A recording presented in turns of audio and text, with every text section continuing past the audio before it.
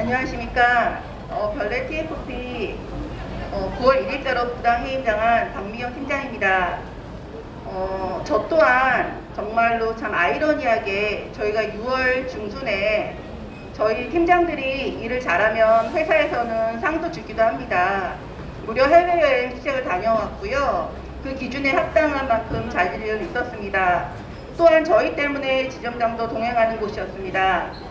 그리고 나서 불과 7월에 옆 팀장의 저런 행동을 알게 됐고, 저희는 정말 추호도 이렇게 일을 크게 만들 생각은 전혀 없고, 지점장의 처벌, 지점장의 생계를 저희는 함부로 이야기한 사람들이 아닙니다. 단순히 그러한 절차에 대한 안내가 부족하고 그러면 소통이 부족하니 지점에 대해서 분위기가 이상하게 되는 건 당연한 거 아니겠습니까? 그래서 어려운 자리, 미팅 자리, 면담인 요청 자리에 저희가 동행할 것밖에 없습니다. 그런데 돌아오는 대답은 저희가 하지도 않은 저희가 둘이 찾아가서 지점장을 잘라달라고 했다. 그런 말과 함께 저희들 마치 그렇게 행동하는 무례한 사람들처럼 이간질이 시작되었고, 더구나 어이없게 저희 팀에는 굉장한 업적을 하시는 분이 한 분이 계셨습니다. 그러면 저희를 어떠한 기준과 절차가 있었으면 그거에 대해서 안내를 하고 그거에 따라서 저도 수용을 하거나 아니면 이의 제기를 하는 게 통상적인 회사의 정상적인 절차 아닙니까? 그런데 뒤에서는 그 팀장을 족치겠다, 그 팀원을 날려버리겠다, 이런 말들을 오가면 저는 꿈에도 생각을 못했습니다. 그 모든 게 7월에 있던 것을 8월이 지나서야 저에게 들려왔습니다. 그러면서 저희가 2번씩이나 단장을 면담했다라는, 그게 천인 공로할 일도 아닐 텐데 그러한 사유로 저희가 마치 자격이 안 되는 것처럼 포장을 하고 전산상에 올려봤더니 너희 팀 해체되더라, 그건 어처구니 없는 말을 했습니다. 저희 팀은 저 또한 8년차 FP고 짧게는 5년에서 그리고 간 입사한 사람들까지 있었는데 그 중에 단 한 명에게도 이러한 이야기를 꺼낸 적이 없습니다.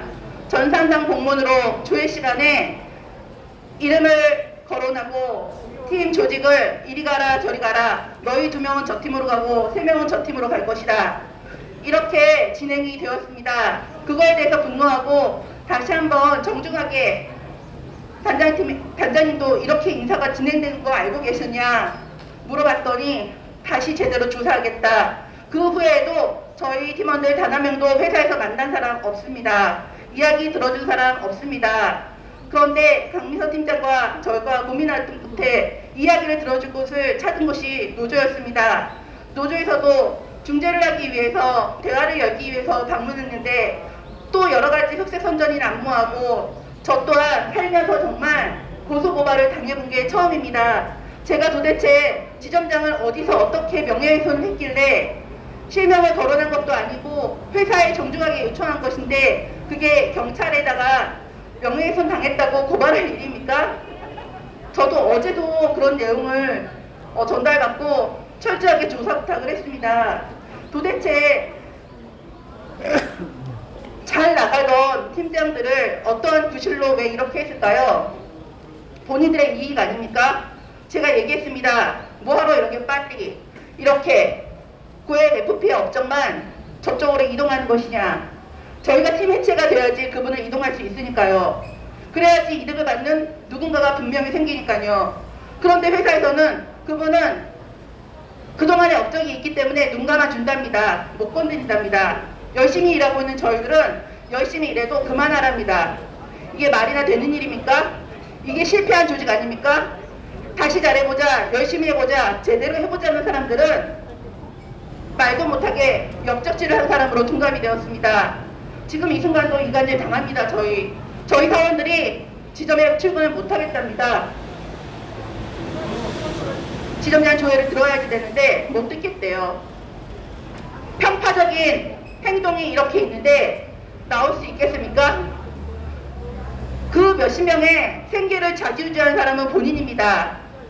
그래놓고 저희를 함부로 해놓고 어떻게 그렇게 저희가 함부로 떠든 사람처럼 말을 하고 회사에서는 그 말을 고지고대로 믿고 이런 결과를 초래했습니다.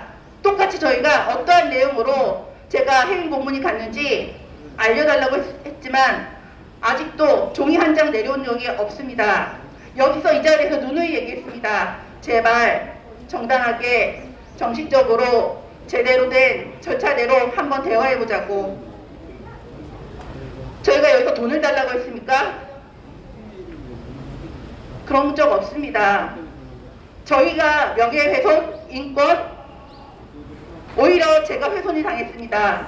참고 기다리고 있었는데 어떻게 이렇게 점점 더 가드들을 설치하고 강압적으로 나오는 태도에 더 이상 진전이 없음을 정말 뼈저리게 느낍니다. 여기 있는 계신 분들 젊은 여자 2명이 엉엉 소리를 내면서 이런 대로에서 주저앉아서 울었다는 게 믿어지십니까?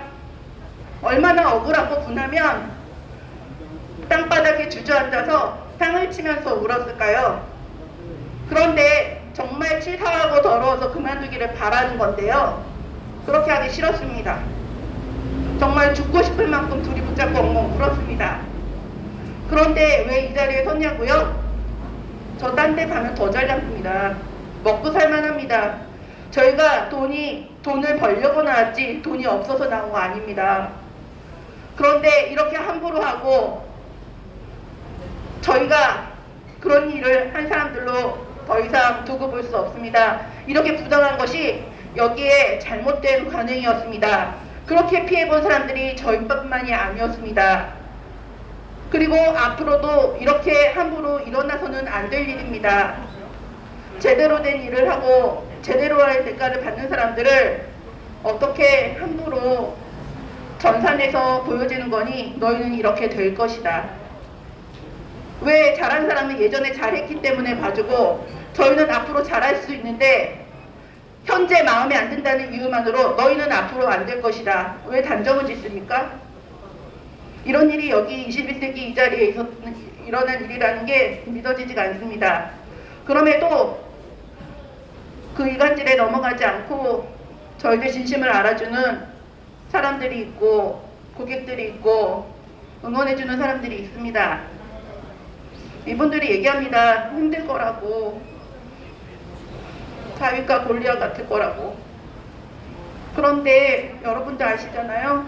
다윗이 골리앗인 것처럼 계란으로 바위를 왜 치냐고 포기하라고 하기도 합니다. 그런데 하지도 않은 말과 하지도 않은 행동으로 부당한 처우를 받을 수는 없습니다. 감사합니다. 네, 너무